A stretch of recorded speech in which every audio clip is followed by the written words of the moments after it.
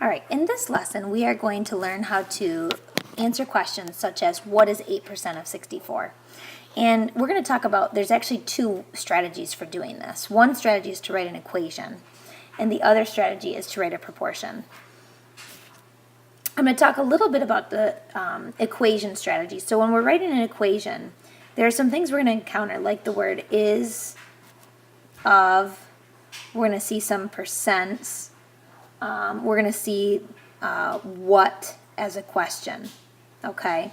And when we see these things, they imply certain things to write our equation. So the word is implies that we're going to want to write an equal sign. The word of implies multiplication. The percent implies that you're going to change it to a decimal. And the word what implies that you're going to use the letter x or some sort of a variable. So let's take a look at an example and see how this actually works. All right, so if you take a look at this first example here, what is 8% of 64? So when we see the word what, we're going to write x. Is implies equals.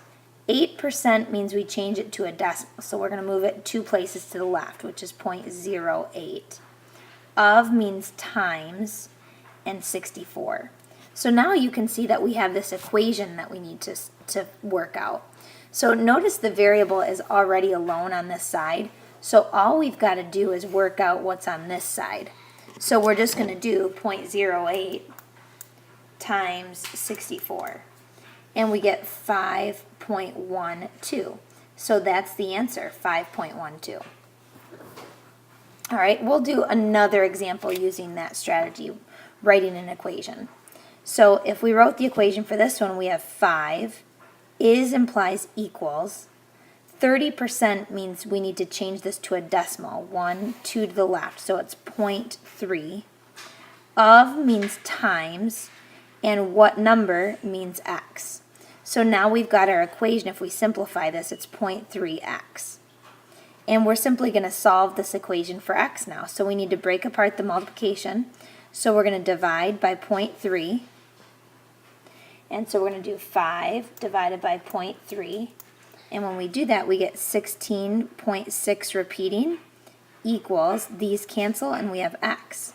So the answer is 16.6 repeating. So those are some examples of how to solve these writing an equation.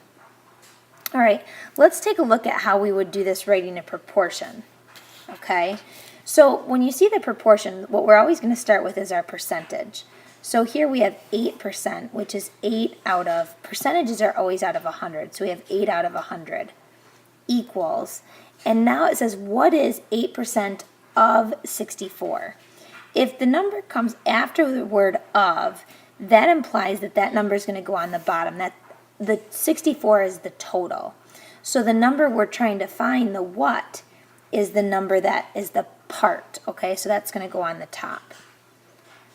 All right, so now if we actually solve this, we're going to do our cross products, and we get 100x equals, and now we need to do 8 times 64, and we get 512. And now to solve this, we're going to divide by 100. And we end up with x equals 512 divided by 100 is 5.12. Notice we got the same answer that we got on this side, okay, which tells us we did it right. Okay, so let's take a look at another one with a proportion. So again, I always like to start with the percentage. So 30% is 30 out of 100.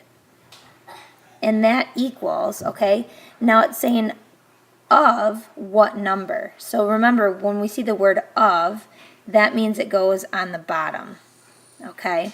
So of what number means we don't know that number, so that's the x. And 5 is the part, and that goes on the top. So now to solve this, we're going to do our cross products. 30x equals 100 times 5 is 500. Divide both sides by 30, and we get 500 divided by 30, and you end up with x equals 16.6 repeating, which is, again, the same thing that we got on this side, so we know we did it right. All right, let's take a look at a couple more examples. All right, so we have 16 is 5% of 18. Or excuse me, 16 is what percent of 18? So in the first strategy, we're going to translate this to an equation. So we have 16 is means equals. What percent would be x of means times 18. Okay, so now we're going to solve this equation for x. So if I divide both sides by 18, I can get x alone. So we have 16 divided by 18, which is 0.8 repeating, okay? And it wants to know the percentage, so now I have to take 0.8 repeating and change that to a percent. So 0.88888. And to change that to the percent, we're going to move it 2 places to the right. So the percent is 88.8 repeating percent would be the answer. To do the same problem using the proportion strategy, we don't have a percentage in this one. So that's our x out of 100. That's what we're missing. And it says 16 is what percent of 18. Notice what came after the word of was the 18. So that's the total, and 16 is the part. So now if we do our cross products, we get 18x equals 160. No, excuse me, 1,600. And now we have to divide both sides by 18. And we end up with 88.8 repeating percent, which again matches what we got on the other side. All right, we'll do 2 more examples of this. So 10 is 75% of what number? So writing the equation, 10 is means equals 75%, we're going to write it as a decimal, of means times what number is our x. To solve this, we're going to divide by 0.75. So 10 divided by 0.75 equals 13.3 repeating. So that is the answer. Writing the proportion, again, I'm going to start with my percentage when I have that. 75 out of 100 equals, and notice the of what number. I don't know what the total is, so that's my x. 10 is the part, so that's the numerator. So we're going to solve this doing our cross product. 75x equals 100 times 10 would give you 1,000. And then you need to divide both sides by 75. So 1,000 divided by 75 gives us x equals 13.3 repeating, which again matches what we had on the other side. All right, we'll do one more example. So translating this, 95% is 0.95 of means times 88 is means equals what is x. Now in this case, x is alone, so I can keep x there and just evaluate what's on the other side. So 0.95 times 88 gives us 83.6. So the answer is 83.6. Doing that same problem using the proportion strategy. We're going to start with our 95%, which is 95 over 100, equals of 88. So the 88 goes on the bottom, that's your total, and x is the part.